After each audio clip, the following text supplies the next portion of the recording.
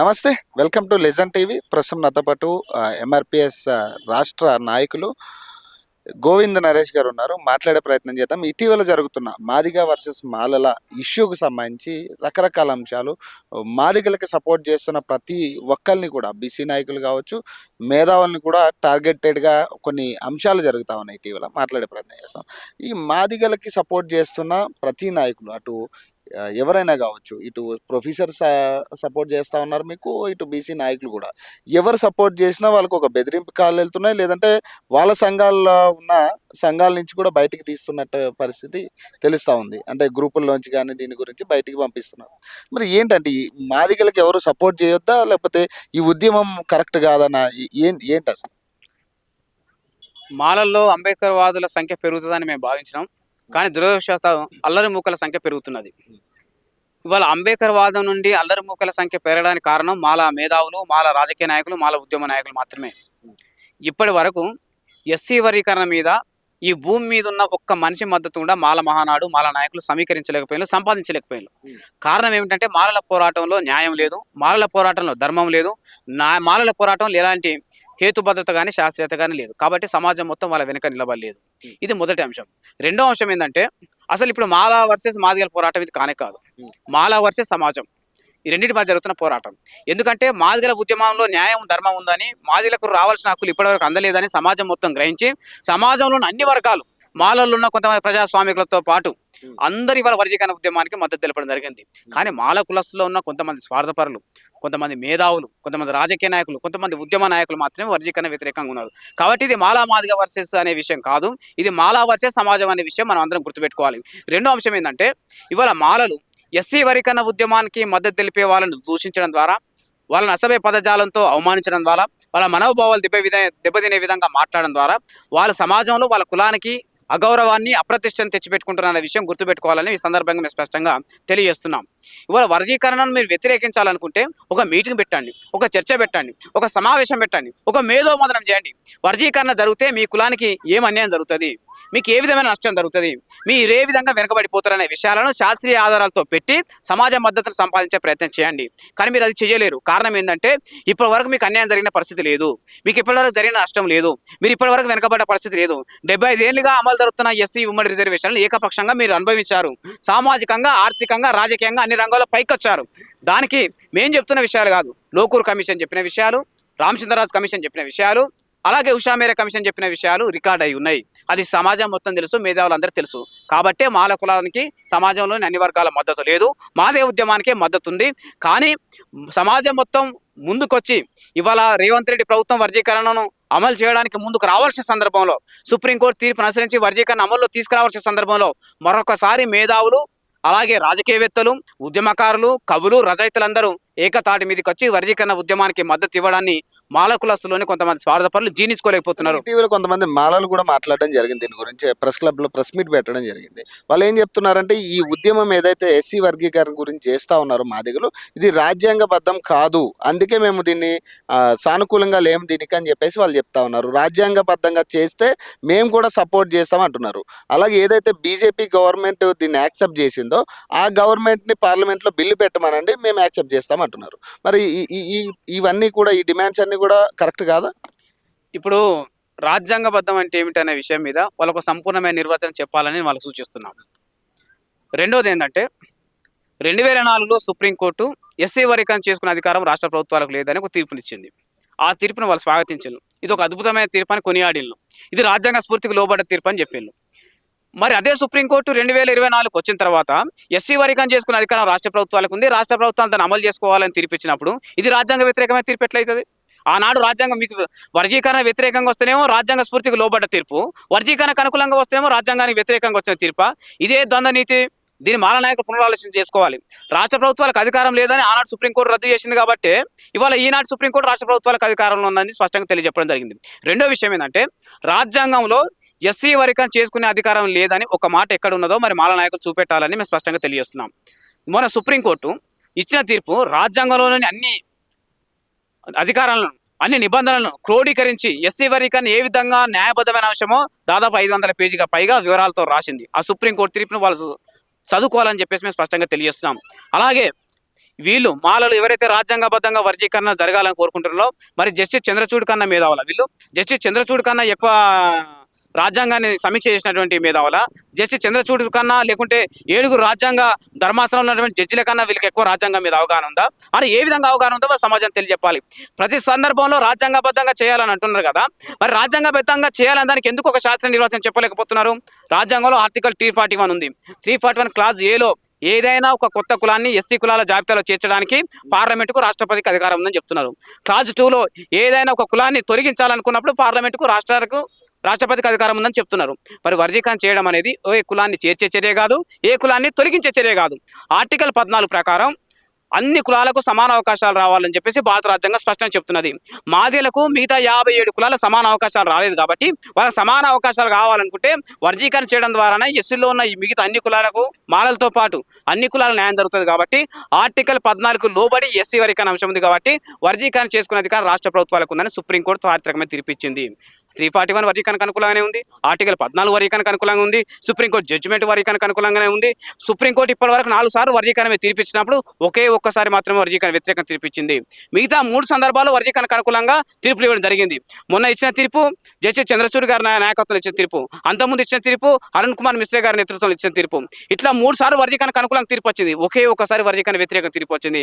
ఆ ఎస్సీ వర్గీకరణ వ్యతిరేకంగా తీర్పు రావడానికి ఆనాడు సుప్రీంకోర్టులో మాల జడ్జిల యొక్క కుట్రలు, సుప్రీంకోర్టులో మాల న్యాయమూర్తుల యొక్క కుట్రలు ఉండడం వల్ల ఆ ఒక్కసారి మాత్రం వర్గీకరణ వ్యతిరేకంగా వచ్చింది. కాబట్టి ఇప్పుడు వర్గీకరణ చేయడం అనేది 100% రాజ్యాంగబద్ధంగా జరుగుతున్న ప్రక్రియ. వర్గీకరణ చేసుకునే అధికారం రాజ్యాంగబద్ధంగా రాష్ట్ర ప్రభుత్వాలకు ఉంది. రాష్ట్ర ప్రభుత్వం అమలు చేస్తున్న విద్యా ఉద్యోగాల్లో వర్గీకరణ చేసుకునే అధికారం, వాళ్ళ పరిధిలో ఉన్నటువంటి ఈ 15% రిజర్వేషన్లు ఎస్సీలో ఉన్న అన్ని కులాలకు జనాభా ప్రాతిపదికన పంచే ప్రక్రియ చేసుకునే అధికారం రాష్ట్ర ప్రభుత్వాలకు ఉంది. ఆ ప్రక్రియను కొనసాగుతున్న క్రమంలో వీళ్ళు వర్గీకరణ జాప్యం చేయడానికి, వర్గీకరణ వల్ల మాదిగ కులాలు బాగుపడడం ఇష్టం లేక దానికి రాజ్యాంగబద్ధం అనే పేరుతోని కొత్త నాటకాలు, కొత్త డ్రామా తెరలేపుతున్నారు. ఎందుకు ఇప్పటిదాకా సెంట్రల్ గవర్నమెంట్ మరి పార్లమెంట్ లో బిల్లు పెట్టలేదు అనేది వాళ్ళు అడుగుతా ఉన్నారు. పార్లమెంట్ బిల్లు పెట్టాల్సిన అవసరం ఏమున్నది?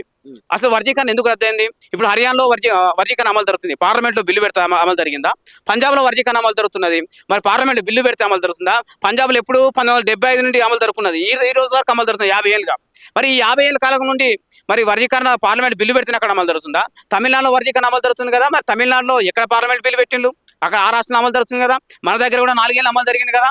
సుప్రీంకోర్టు తీర్పు వచ్చిన తర్వాత హర్యానాలో అమలు జరుగుతుంది కదా. మళ్ళీ పార్లమెంట్ పోవాల్సిన అవసరం ఉన్నది. ఎస్సీ వర్గీకరణ చేసుకునే అధికారం రాష్ట్ర ప్రభుత్వాలు లేకుంటే పార్లమెంట్కి పోయి మనం పరిష్కారం చేసుకోవాలి. కానీ ఎస్సీ వర్గీకరణ చేసుకునే అధికారం రాష్ట్ర ప్రభుత్వాలకు ఉందని సుప్రీంకోర్టు స్పష్టంగా చెప్పింది కదా, రాజ్యాంగం చెప్తున్నది కదా. మరి చెప్పిన తర్వాత మళ్ళీ పార్లమెంట్కి ఎందుకు పోవాలి? అంటే వీళ్ళ ఉద్దేశం ఏమిటి? పార్లమెంట్ దాకా ఈ సమస్యను తీసుకోవడంలో మరికొంతకాలం జాప్యం చేయాలి, ఈ సమస్య పరిష్కారం కాకుండా ఆపాలి, దానిలోపు విద్యా ఉద్యోగ అవకాశాలు రావాల్సిన అవకాశాలను దోచుకోపోవాలని ఒక దుర్బుద్ధి. కాకపోతే ఇదే డిమాండ్, ఈ డిమాండ్ ఎవరు అంగీకరిస్తారా? ఇది న్యాయ సమీక్ష నిలబడుతుందా? శాస్త్రంగా దీన్ని నిరూపించుకోగలుగుతారా?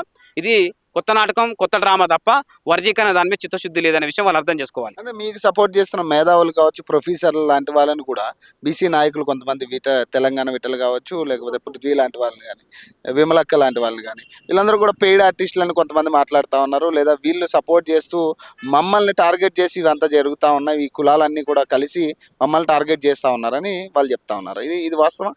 సమాజం మొత్తం వర్గీకరణకు అనుకూలంగా ఉంది.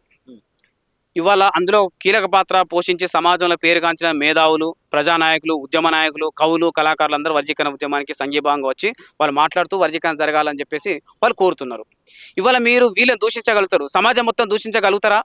పోనీ ఇవాళ మీరు వర్గీకరణకు అనుకూలంగా వీళ్ళు మాట్లాడితే మీకు శత్రువులు కనబడుతున్నవచ్చు, కానీ మీ కులం మీద దాడు జరిగినప్పుడు, మీ కులం మీద అత్యాచారాలు జరిగినప్పుడు, మిమ్మల్ని అవమానపరిచినప్పుడు మరి ఇవే గొంతులు మీకు అండగా నిలబడ్డాయి కదా. ప్రొఫెసర్ అరగోపాల్ గారు మీకు అండగా మాట్లాడింది కదా, పృథ్వీరాజ్ యాదవ్ గారు మీకు అండగా నిలబడ్డారు కదా, విమలక్క మీకు అండగా మాట్లాడింది కదా. మరి వీళ్ళు ఇప్పుడు మీకు ఎందుకు శత్రువులు కనబడుతున్నారు? అంటే మీ కులానికి అన్యాయం జరిగినప్పుడు మీ పక్షాన్ని నిలబడి మీతో మాట్లాడినప్పుడు హీరోలుగా అయిన వాళ్ళు ఇప్పుడు వర్గీకరణ ఒక న్యాయమైన పోరాటంలో మాదిలకు అండగా నిలబడి ధర్మం కోసం, న్యాయం కోసం గొంతు విప్పినప్పుడు మీకు ఎందుకు శత్రువులుగా కనబడుతున్నారు? లోపం మీలో ఉంది, దురాశ దుర్బుద్ధి మీలో ఉంది. మీ లోపాన్ని, మీ దుర్బుద్ధిని సవరించుకోవాలి, మీ అసూయను సవరించుకోవాలి, మీ దోపిడీ మనస్తత్వాన్ని సవరించుకోవాలి. వర్గీకరణ కోసం ముందుకొచ్చి తమ గొంతును ధైర్యంగా విప్పుతున్న వాళ్ళందరూ సమాజానికి ఒక హీరో లాంటి వాళ్ళే. వాళ్ళని మీరు బండబూతులు తిట్టడం ద్వారానో, వాళ్ళని అసభ్య పదజాలంతో దూషించడం ద్వారానో, వాళ్ళ కుటుంబ సభ్యులను దూషించడం ద్వారానో వాళ్ళ ఆత్మస్థైర్యాన్ని దెబ్బతీయాలని చూసుకోవడం మీ మూర్ఖత్వం, మీ అవివేకం.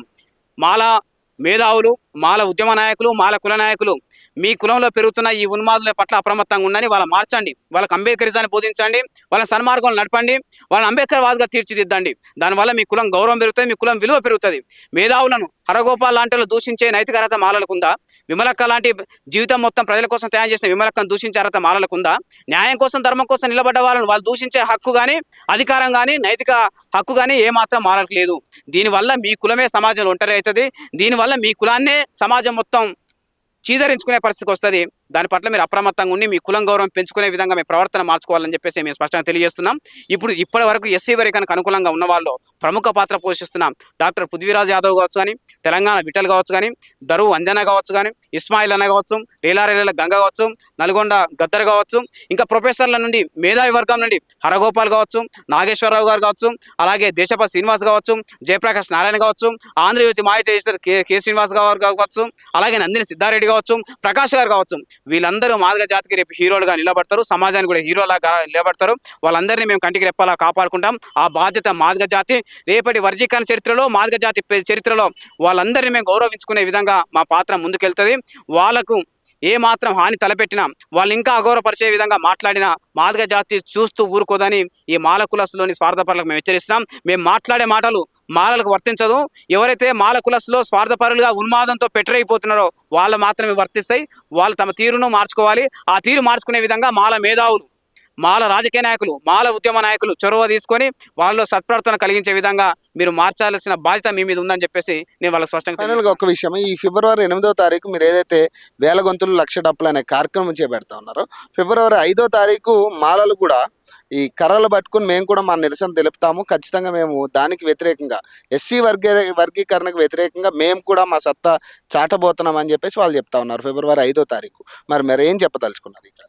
మరి వాళ్ళు ఈ కర్రలు పట్టుకొని బరిసెలు పట్టుకొని చేసే శాంతి ర్యాలీ ప్రపంచంలో ఎక్కడ కర్రలు పట్టుకొని బరిసెలు పట్టుకొని ఆయుధాలు పట్టుకొని శాంతి ర్యాలీ ఎక్కడ జరగలేదు. చాలా విచిత్రమైన శాంతి ర్యాలీ వాళ్ళు చేపట్టబోతున్నారు. మరి దాని ద్వారా వాళ్ళు ఇచ్చే సంకేతం ఎలా ఉంటుందో తర్వాత చూద్దాం.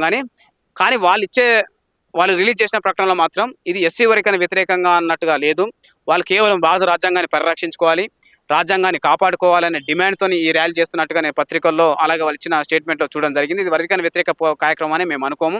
సరే, వాళ్ళు శాంతియుతంగా ప్రదర్శన చేసే హక్కులు, వాళ్ళు మాట్లాడే స్వేచ్ఛ ప్రజాస్వామ్యబద్ధంగా వాళ్ళకు ఉన్నది, వాళ్ళ స్వేచ్ఛ వాళ్ళు చేసుకోవచ్చు. కానీ ఎదుటి వ్యక్తులను, సమాజంలో ముఖ్యంగా మేధావి వర్గాన్ని, సమాజంలో న్యాయం కోసం నిలబడే ఉద్యమకారులను, ప్రజా జీవితాలతో పెనవేసుకున్న అనుబంధం కలిగినటువంటి నాయకులను కించపరచడం, దూషించడం అనేది, వాళ్ళ కుటుంబ సభ్యులను దూషించడం అనే చర్యలను మానుకోవాలని చెప్పి మేము స్పష్టంగా తెలియజేస్తున్నాం. మీ వాయిస్ వినిపించండి. వర్గీకరణ మీరు ఎందుకు వ్యతిరేకిస్తున్నారో మీ గొంతు వినిపించండి, చర్చ పెట్టండి. మీకు జరిగిన అన్యాయం ఏంటో సమాజం తెలియజెప్పండి, మీకు జరిగిన నష్టం ఏంటో తెలియజెప్పండి. అది ప్రజాస్వామ్య పద్ధతిలో, అంబేద్కర్ మార్గంలో, గాంధీ మార్గంలో తెలియజెప్పండి. అది సమాజం హర్షిస్తుంది. కానీ వర్గీకరణ కోసం పోరాడే వాళ్ళను, అలాగే దాని సంఘీభావం తెలిపే వాళ్ళను కూడా మీ మూర్ఖత్వంతో అసభ్య పదజాలం వాడికి కించపరచాలని చూస్తే మాత్రం సమాజం అంగీకరించదు, ముఖ్యంగా మాదిగ జాతి అంగీకరించదని చెప్పేసి మేము స్పష్టంగా తెలియజేస్తున్నాం. మేము శాంతియుతంగా, ప్రజాస్వామ్యబద్ధంగా ఈ భారతదేశంలో ఇప్పటి వరకు ఎవరు నిర్వహించని గొప్ప సాంస్కృతిక ప్రదర్శన మాదిగ జాతి చేయబోతున్నది. ఫిబ్రవరి 7వ తారీఖున వేల గొంతులు లక్ష డప్పుల కార్యక్రమానికి శ్రీకారం చుట్టబోతున్నాం. మందకృష్ణ మాదిగ గారి నేతృత్వంలో తెలంగాణ రాష్ట్ర వ్యాప్తంగా ప్రతి పల్లె నుండి మాదిగ ప్రజలు పెద్ద ఎత్తున డప్పులను జబ్బకు వేసుకొని రాబోతున్నారు.